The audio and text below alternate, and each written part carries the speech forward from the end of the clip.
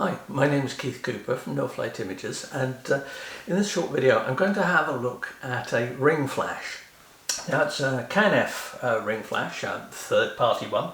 I reviewed it a few years ago and have used it for a while. However, that was one of my written reviews before I made videos.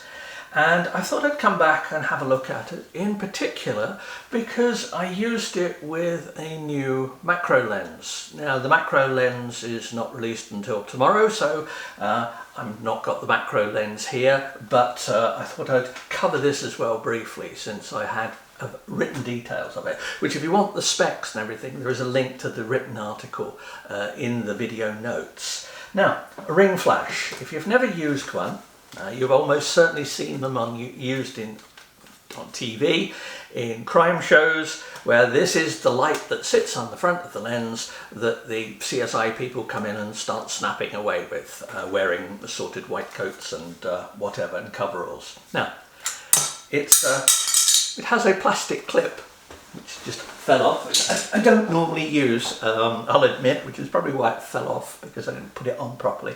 But it can stand like that. So if you wanted to use have this mounted separately and connected by a normal flash release cable, you could use it. However, it's a TTL flash. Now this particular one is for Canon cameras, so the contacts on the top match up with Canon camera flash units. There is a Nikon version available as well. Now that's important if you want to use the TTL functions, that through the lens. So the camera decides on the flash duration when you take the picture. I tend to use flash in manual mode because I only really use flash in product photography and things like that. So it's either studio flash or flash where everything's set up, and I don't want variability of having any auto systems. So the camera's set completely manually. Now if you do that, you can use this flash on any camera. It's not going to cause any problems, any of the extra bits on the bottom. It works as a basic flash. Now, ring flash has two flash units in it. There's that one and there's that one there. Now, there are also lights on the top, which are either used as an AF assist or you can actually have it on as a light. Now, if I switch it on, you have to hold the button down for a bit, and it's on there. That's it, and there we go. Let's set the light for that. Now, these are LED lights. They're not terribly bright, but they're good enough for if you're fairly close to something. Ring flash has a very distinctive look to it. Now, most of my photography is not of flowers and the likes. This is a small flowers on a rosemary bush. Now these flowers are only 5-6 millimeters long, and it gives you an idea of the scale I was working at there. That's with a macro lens.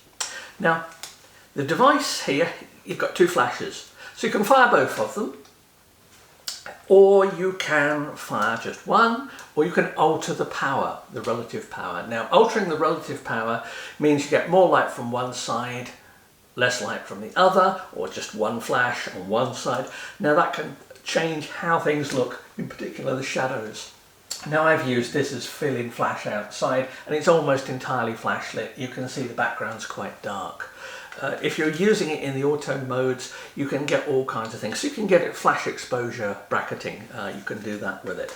But the basic flash itself is just a normal flash. You use it close up. Has a guide number of 14, so if you know about working out guide numbers, you'll know it's a relatively weak flash. So that means it's for stuff that's fairly close. You wouldn't use this for lighting a group portrait of 50 people.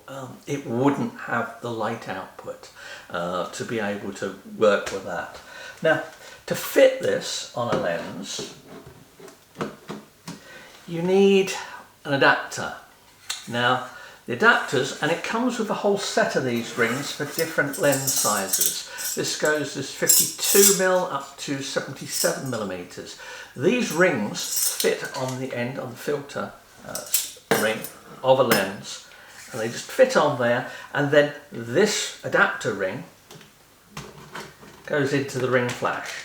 So there we go, 2 little spring clips on the side, and there we are, we have it mounted. Now, I noticed just one thing. In normal use, the logo's upside down. I have no idea why that is. I did wonder whether I was using it wrong, but no, in normal use, the logo is upside down, because if you try and use it with the right way up, it moves. Yeah, not really an important thing, you just have to remember which flash is which when you're setting the powers on the back. But it's not a lot more to say about it really. It's a flash, comes in a useful carry case. It has a manual, but I'm sorry K&F, perhaps getting somebody whose native language is English to check your manuals and read it. But this is a common fault. If you understand flash use, you will understand the manual, no trouble whatsoever. If you are new to flash, then have a look at the manual that came with your camera, because that will also cover flash use. Canon camera for this one, Nikon camera if you are using the other one. So that's that, and that's set up so I could use it with this lens. And this lens is a 90mm, it's a tilt shift lens. I use this for close-up work sometimes, occasionally with extension rings. But so that's the basic setup. A short break there whilst I made some coffee, and because I'd noticed that the batteries had gone flat, so that's a quick 15-minute charge of batteries, enough to show you the light. And as I say, it's the LED lights are, well, you know, the LED lights, they light up, they're good enough for viewfinder use, but they're hardly going to be that strong in daylight, for example. You get blue light on here to indicate when flash is ready. You can do a test flash, and I'm going to assume that shows up on the video in some form or other. Obviously flash and video don't tend to go together too well, but that's with both. One other little bit I should mention is that there's a green screen on the back, so that you can actually use it at night. They have it a flash, ring flash. If you're curious about flash, the reason I did this particular review, apart from the fact I used it on the lens that I'm going to be showing tomorrow, is that a lot of people think, oh, I quite fancy experimenting with macro stuff, ring flash and bits and pieces like that, and they're quite expensive. The Canon version of this, I have a Canon dual flash with 2 little mini flash units rather than a ring like this, and that even second-hand was quite expensive. This is 80 odd pounds. It's the sort of thing that you can get to experiment with, and I would say that if you're interested in macro, maybe you've tried one of the lenses with the little lights built into the front and you want something a bit more powerful, you want to get into it a bit more, try something, something like ring flash. Now, the ring flash does give a very distinctive look, a flat look. It's not something I'd necessarily want to choose for portrait work, although some people have, but some small flowers. These are actually flowers on a jade plant, or a money plant, as they're known sometimes, and the ones in our conservatory flower every year. These tiny little flowers, which are only a few millimetres across. If you look very carefully, and I'd suggest having a look at the written article that's got these pictures in it, you can see tiny little double reflection marks, which are from the ring flash. And there's a photo I took you testing the new lens, which also shows quite distinctly the double C look that you get with this sort of flash. It's very nice. Careful attention to lighting levels and things like that, doing it manually in other words, can get you some lovely black backgrounds. This was shot outdoors in the conservatory, and the flash has overpowered the natural lighting and it comes out quite nice. You can see all kinds of detail in these. Almost any lens that will fit will do if it focuses close enough. Smaller lenses are better because there is a limited aperture here. And I'll just finish off with there's an example. This was a stopwatch, and this is taken using this tilt shift lens, but with a bit of tilt.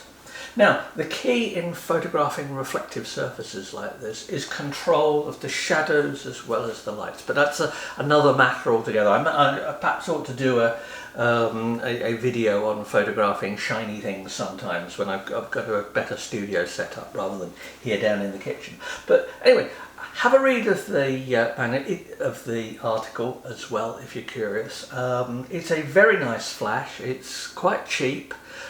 That does mean if you're going to be carting it outdoors, chucking it in camera bags, it's relatively inexpensive. So sometimes you get what you pay for. But for experimenting, if you want to have a go with a ring flash, proper one, not just a little bit that you get in the end of some macro lenses, very nice one. I've used this with this 100D, I've used it with my 5DS, used it with the EOS RP that I'm shooting this on.